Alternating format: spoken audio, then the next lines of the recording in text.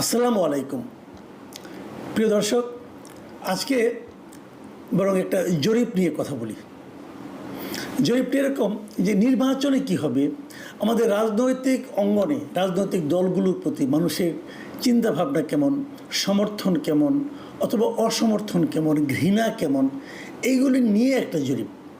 এবং এই জরিপটা করেছেন একটা আন্তর্জাতিক পরামর্শ প্রতিষ্ঠান ইনোভেশন কনসাল্টিং। এর আগেও একাধিক জরিপ করেছে নির্বাচন নিয়ে। সেই জরিপগুলো নিয়ে কিছু কিছু ক্ষেত্রে মানুষ কৌতূহল নিয়ে তাকিয়েছে, নতুন নতুন ইনফরমেশন পেয়েছে এবং মানুষের চিন্তার যে ধারাটা কোন দিকে যাচ্ছে বোঝার চেষ্টা করেছে। আবার কিছু কিছু জরিপ নিয়ে মানুষের মধ্যে এক ধরনের কৌতূহলের বিপরীতে এক ধরনের হাস্যরসও আমি দেখতে পেয়েছি। আমরা দু ধরনের কথাই বলবো।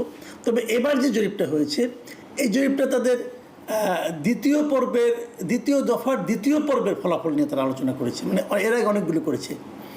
এর আগে একটা করেছিল এ মাসেই, ঠিক 2-3 দিন আগের ঘটনা। গত শুক্রবারে তারা একটা জরিপ করেছে, 21শে সেপ্টেম্বরও তারা আরেকটা জরিপ প্রকাশ করেছিল। সেটার কথা আমি একটু পরে বলবো। আজকে সর্বশেষ জরিপটা নিয়ে বলি। এটা নিয়ে আমি খুব বেশি একটা ব্যাখ্যা করবো না, আমি খালি কয়েকটা পয়েন্ট বলে যাই আপনাদের কাছে, তাহলে যাতে আপনারা বুঝতে পারেন যে কী হয়েছে। এটা সেপ্টেম্বর মাসের 2 তারিখ থেকে 15 তারিখ পর্যন্ত দেশের প্রায় 10,413 জন ভোটার, বিভিন্ন বয়সী ভোটারের উপর তারা প্রশ্ন করেছিল, নানা রকম প্রশ্ন করেছিল, তার উপর ভিত্তি করে তারা এটা করেছে। এবং এই যে 10,413 এরা সবাই কিন্তু 18 বছরের বেশি বয়স্ক। এখানে গ্রামের লোক ছিল, মানে ঢাকার বাইরের লোক ছিল, আবার ঢাকার লোকও ছিল। একটা ব্যালেন্স তারা করেছে। ওই স্যাম্পলিংটা খুব ভালো হয়েছে, আমি স্যাম্পলিংটাকে ভালোই বলবো। প্রথমত যেগুলি দেখে আপনারা হয়তো, আমি জাস্ট পড়ে গেলে বুঝতে পারবেন যে সেখানে ভোট দেওয়ার, যারা ভোট দিতে চায় তাদের মধ্যে সবাই কিন্তু বলেনি কাকে ভোট দিতে চায়। এই 10,000 জনের মধ্যে কেবল 4,721 জন বলেছে তারা কাকে ভোট দিতে চায়, বাকিরা বলেনি।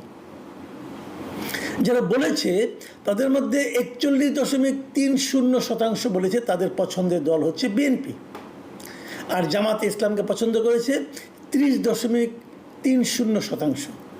আর জাতীয় নাগরিক পার্টি মানে এনসিপি, যেটাকে আমরা অনেক সময় কিংস পার্টিও বলি, সেই এনসিপিকে পছন্দ করেছেন মাত্র 4.10% লোক। মানে এনসিপির কিন্তু চূড়ান্ত ভরাডুবি। অনেকে আবার জিজ্ঞাসা করেছে, অনেকে আবার এটাও বলেছে তারা এগুলো কোনোটাকে পছন্দ করে না, তারা আওয়ামী লীগকে পছন্দ করে। আওয়ামী লীগ কিন্তু নির্বাচনে অংশ নিতে পারবে এটা এখনও মনে হচ্ছে না। তো আওয়ামী লীগের প্রতি পছন্দ দেখিয়েছে 18.8% মানুষ। এটা কিন্তু একটা খুবই লক্ষণীয় একটা প্রবণতা, যে দলটা নাই, যে দলটাকে সমর্থন করলে আপনার নানা রকম হেনস্থার শিকার আপনি হতে পারেন, সেই দলের প্রতি এত প্রতিকূলতার মধ্যেও সেই দলের প্রতি 18% মানুষ তারা আওয়ামী লীগকে বলেছে তারা থাকলে আমরা তাদেরকে ভোট দেব। খুবই ইন্টারেস্টিং কিন্তু। তাহলে আওয়ামী লীগকে কি নির্বাচন করতে দেওয়া উচিত, এটাও প্রশ্নের মধ্যে ছিল।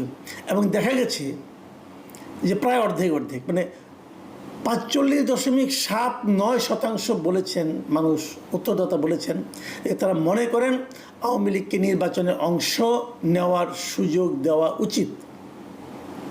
আর এর বিপরীত দিকে 45.58% উত্তরদাতা মনে করেন বিচার হওয়ার আগে আওয়ামী লীগকে নির্বাচনে অংশ নিতে দেওয়া উচিত নয়।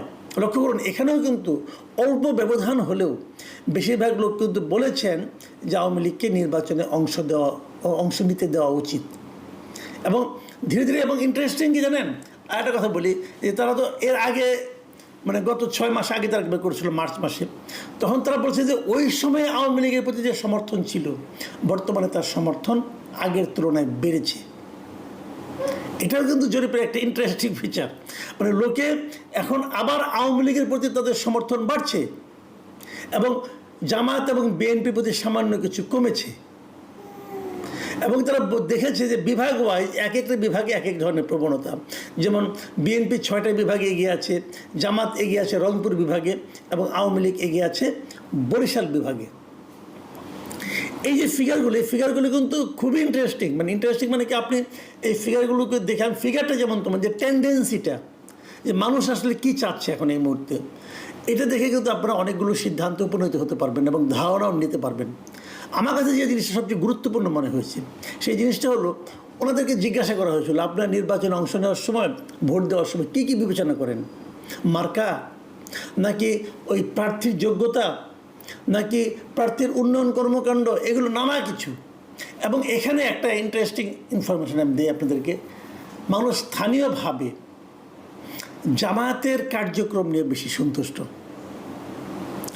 মানুষ, ভোটাররা, এই যে উত্তরদাতারা বলেছেন যে জামায়াতে ইসলাম বিভিন্ন এলাকায় যে সমস্ত কার্যক্রম করছেন তার এলাকার ভোটাররা কিন্তু জামায়াতের কর্মকাণ্ড নিয়ে হ্যাপি, এবং তারা আবার আওয়ামী লীগের কর্মকাণ্ড নিয়ে কিন্তু খুবই আনহ্যাপি।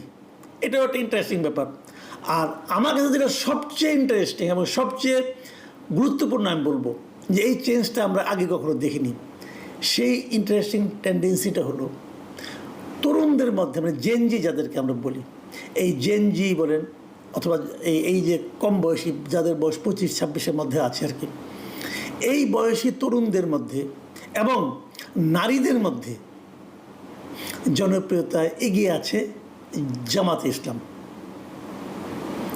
এবং এই যে টেন্ডেন্সিটা, এটা কিন্তু আমি মনে করি খুব ইন্টারেস্টিং। এখন আমি শেষ করবো, আর বেশি বলবো না। আমি গেলে পুরনো একটা কথা বলি, আজ থেকে 2 দিন আগের কথা, যে 21শে সেপ্টেম্বর যে জরিপটা হয়েছিল, এটা হলো এই দ্বিতীয় দফার প্রথম পর্ব, যে প্রথম রাউন্ডের জরিপ ছিল। সেখানে আপনারা সবাই নিশ্চয়ই হেডলাইনে দেখেছেন এবং এই হেডলাইন দেখে অনেকে হেসেছেন। সেই জরিপটা ছিল যে ওখানে বলা হয়েছিল যে 78% বেশি মানুষ অন্তর্বর্তী সরকারের কার্যক্রমে সন্তুষ্ট। এই একই, এই ইনোভেশনের জরিপ ছিল এটাও, এদেরই আগের মানে একটা পর্ব আর কি।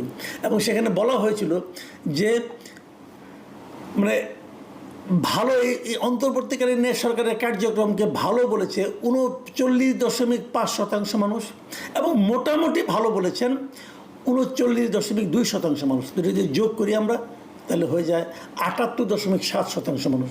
মানে 78.7% মানুষের কাছে এই অন্তর্বর্তীকালীন সরকারের পারফরমেন্সকে ভালো মনে হয়েছে। এটাও ইন্টারেস্টিং। তো ওই অনুষ্ঠানে দেখলাম আবার প্রধান উপদেষ্টা, যিনি প্রেস সেক্রেটারি ছিলেন, শফিকুল আলম সাহেব, তিনি বেশ গর্বের সঙ্গে ওখানে বসে ওই অনুষ্ঠানের বক্তব্য দিয়েছেন এবং তার সরকার ভালো করছে বলে মানুষ বলছে, সেটা উনি বিশ্বাস করেছেন এবং সবাইকে ওনার কথা বলেছেন। তো এটা দেখে ওই সময়ে আমার মধ্যে একটু কৌতূহল হয়েছিল যে আসলেই কি মানুষ এরকম ভাবে। তো আমি নিজেও তো একটা জরিপ করতে পারি, আমারও তো একটা প্ল্যাটফর্ম আছে, তাই না? ওনারা 10,000 লোককে নিয়েছে, আমি দেখি কত লোককে পাওয়া যায়। তো 3 দিন আগে 21 তারিখে, ওই দিনই আমিও একটা জরিপের ব্যবস্থা করেছিলাম। আমার প্রশ্নটা ছিল যে ডক্টর ইউনূসের নেতৃত্বাধীন বর্তমান অন্তর্বর্তীকালীন সরকারের কার্যক্রমে আপনি কতটুকু সন্তুষ্ট, এই ছিল প্রশ্ন। আর এখানে অপশন ছিল অনেক সন্তুষ্ট, মানে যে ওইটা যেটা নাকি ওনারা অনেক ভালো, কিছু কিছু ভালো, মোটামুটি ভালো, ওই দুটার মধ্যে ধরতে পারেন। এখানে অনেক সন্তুষ্ট, আরেকটা ছিল কিছু সন্তুষ্ট, কিছু অসন্তুষ্ট, আরেকটা অপশন ছিল খুবই অসন্তুষ্ট, আরেকটা অপশন ছিল জানিনা। এখন রেজাল্ট আমি কী পেয়েছি, এই 3 দিনে আমার এখানে ভোট পড়েছে 58,000 লোক মতামত দিয়েছে। সেখানে অনেক সন্তুষ্ট বলেছেন 11% লোক, কিছু সন্তুষ্ট কিছু অসন্তুষ্ট বলেছেন 19% লোক, খুবই অসন্তুষ্ট বলেছেন 67% লোক, এবং জানি না বলেছেন 3% লোক। আমি যদি অনেক সন্তুষ্টের সঙ্গে কিছু সন্তুষ্ট এবং কিছু অসন্তুষ্ট দুটোকে যোগ করি তাহলে সেটা দাঁড়ায় 30%। তাহলে 30% লোক তারা এই সরকারের উপর মোটামুটি হ্যাপি, আর খুবই আনহ্যাপি সংখ্যা কত, মানে পার্সেন্টেজ কত, 67%।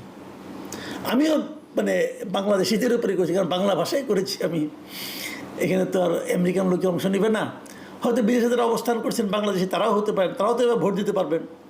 কাজে আমি বুঝতেই পারলাম না যে আমার এখানে যেটা 30% হলো সেটা ইনোভেশনের হিসাবে 78% হলো কী করে, আমার কাছে ক্লিয়ার না। তারপরেও জরিপের উপর আস্থা রাখা নিরাপদ না। আপনারাও জরিপের উপর আস্থা রাখেন না, ইনোভেশনের উপরেও রাখেন না, আমার উপরেও রাখেন না, কোনো সমস্যা নাই। তবে যে টেন্ডেন্সিগুলি বললাম এগুলো মাথায় রাখেন। প্রিয় দর্শক, এখন এই পর্যন্তই।